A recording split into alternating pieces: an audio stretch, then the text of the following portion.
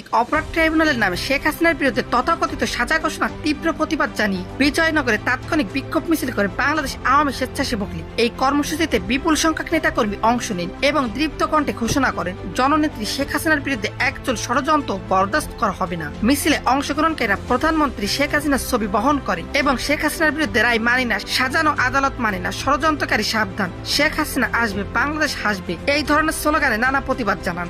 বক্তারা বলেন, আন্তর্জাতিক অপরাধ ট্রাইব্যুনাল নয়, এটি আন্তর্জাতিক ষড়যন্ত্রের ট্রাইব্যুনাল, যেখানে রাজনৈতিক ফরমায়েশে স্বাধীনতার রক্ষককে অপরাধী বানানোর চেষ্টা চলছে। এটি স্বাধীন বাংলাদেশের জনগণের উপর সরাসরি চপেটাঘাত। বিক্ষোভ থেকে স্বেচ্ছাসেবক লীগের নেতাকর্মীরা হুঁশিয়ারি দিয়ে বলেন, শেখ হাসিনার বিরুদ্ধে ষড়যন্ত্র রুখে দিতে আওয়ামী স্বেচ্ছাসেবক লীগ রাজপথে থাকবে, রক্ত দিয়ে হলেও দেশরত্নকে রক্ষা করবে। স্লোগান, প্রতিবাদ আর ঐক্যবদ্ধ চেতনায় এই বিক্ষোভ রাজধানী জুড়ে এক বার্তা ছড়িয়ে দেয়, শেখ হাসিনা মানে স্বাধীনতা, শেখ হাসিনাকে রক্ষা করা মানে বাংলাদেশকে রক্ষা করা। দর্শক, এই বিষয়ে আপনার মতামত কি জানান কমেন্টে।